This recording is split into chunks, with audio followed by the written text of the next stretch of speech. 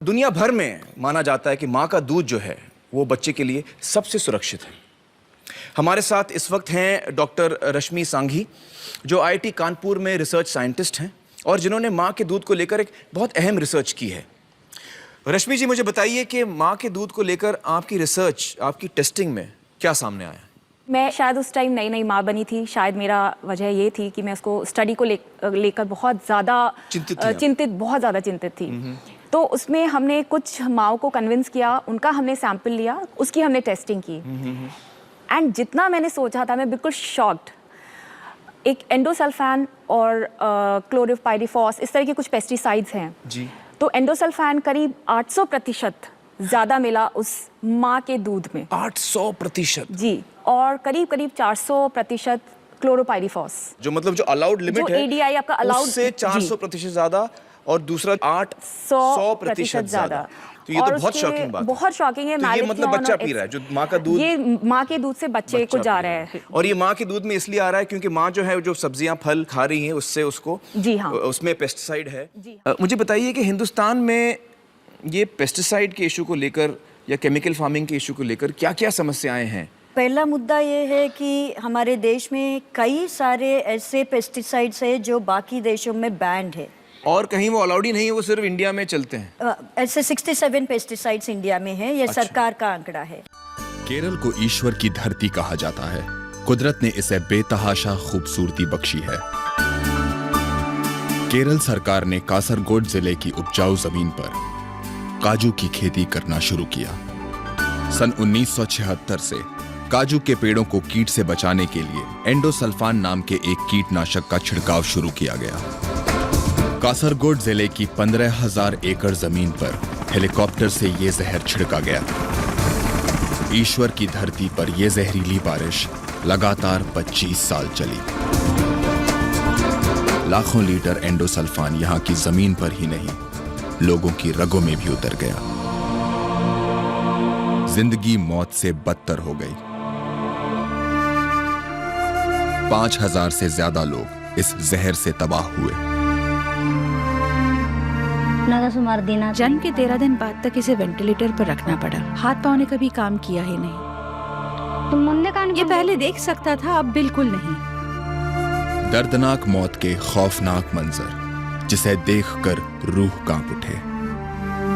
कासरगोड जिले के एक छोटे से कस्बे में पिछले 30 सालों से इस जहर से पीड़ित लोगों का इलाज कर रहे हैं डॉक्टर मोहन कुमार। विनाश के उस भयानक मंजर को इन्होंने अपनी आंखों से देखा है। पंजाब के हजारों गांव में यही हाल है। लोगों की सेहत लगातार गिर रही है। पहले तो कोई घर लेवल आदमी को सुनते थे कैंसर है, अभी तो हर एक दुनिया से कैंसर के मरीज है जी। हालात इतने खराब हैं कि राजस्थान के बीकानेर जिले के एक चैरिटेबल कैंसर अस्पताल जाने के लिए पंजाब से एक ट्रेन चलती है। भटिंडा से बीकानेर जाने वाली इस ट्रेन को कैंसर ट्रेन कहा जाता है। भैया कैंसर ट्रेन कितने बजे आएगी? 9-10 तक आएगी।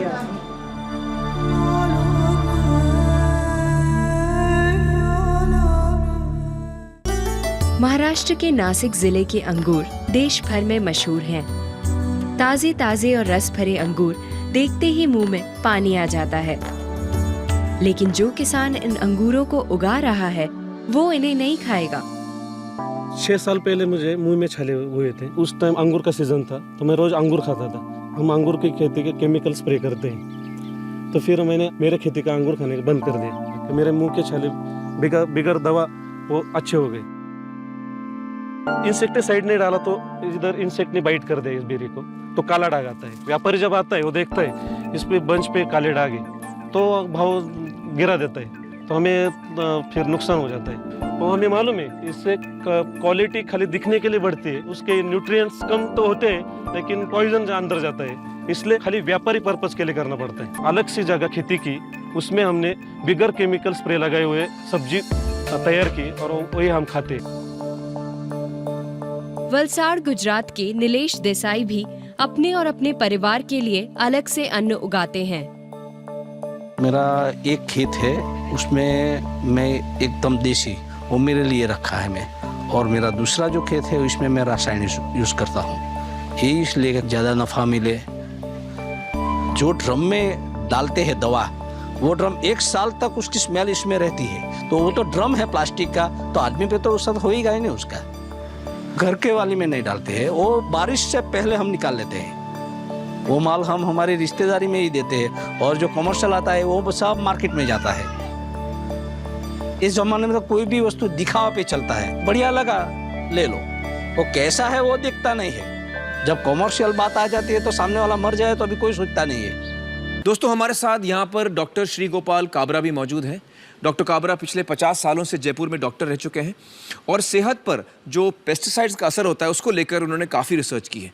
डॉक्टर काबरा, बताइए आपकी रिसर्च में क्या सामने आया? जयपुर के अंदर जितने भी महिला चिकित्सालय हैं उनके अंदर हमने स्टडी करी कि बच्चा जब जन्मता है तो जन्म के समय उनके अंदर कुछ विकृतियां होती हैं, जिसमें कि मस्तिष्क विहीनता, माने बच्चा जन्मा और उसके दिमाग ही नहीं डेवलप हुआ, पूरी ऊपर से खोपड़ी खुली रहती है, दिमाग बना हुआ नहीं रहता है। इसका पेस्टिसाइड के साथ क्या संबंध है? हमें मालूम है कि ये फोलिक एसिड एक विटामिन होता है, तो फोलिक एसिड की कमी के कारण से ये होता है। अच्छा, अब सवाल ये था कि इन महिलाओं के अंदर कमी क्यों हो रही है? तो कुछ कीटनाशक होते हैं जो फोलिक एसिड रोधक हैं, फोलिक एसिड को खत्म करते हैं, और ये पेस्टिसाइड्स हमारे एनवायरनमेंट्स में से उन महिलाओं को मिल रहे थे।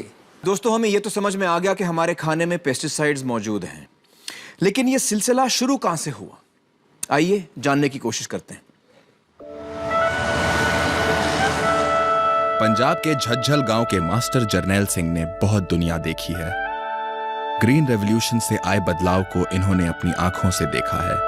1965 तक के 70 तक इत्थे खेती जेड़ी सी 1965 तक 70 तक यहाँ पे कुदरती खेती होती थी। तब यहाँ किसी भी तरह की कोई बीमारी नहीं थी। जब ग्रीन रेवोल्यूशन आया, केमिकल और स्प्रे आए। केमिकल के बड़े बड़े 20-20, 40-40 लीटर के ड्रम आते थे। मैं देखता था कि लोग केमिकल्स की बोरियां कंधों पे, गाड़ियों में, ट्रकों में भर भर के लाते थे। मुझे तो देखकर हैरानी होती थी, इतना सारा जहर स्प्रे के द्वारा छिड़का जाता था। मुझे तो तभी यकीन हो गया था कि ये जहर सबको मार देगा, कोई नहीं बचेगा। इतनी सारी स्प्रे अनाज पे होगी तो नुकसान ही होना है। किसी को मालूम नहीं था कि इसका ज़मीन पर, फसल पर, दूध पर क्या असर हो रहा है। इतने सारे जानवर किस वजह से मर रहे हैं। इस जहर ने पर्यावरण को खराब किया, साथ में खेती भी खराब की, लोगों की सेहत भी खराब हो गई। आजकल मेले अस्पताल में लग रहे हैं। मैं अपने गांव की बात बता रहा हूँ। 45 लोग कैंसर से मर चुके हैं। इससे बड़ा क्या सबूत हो सकता है? देखिए जी, मैं कोई साइंटिस्ट नहीं हूँ, मैं तो एक साधारण किसान हूँ, लेकिन मैं जो ये तबाही देख रहा हूँ उसकी जिम्मेदार ये पेस्टिसाइड और केमिकल ही हैं।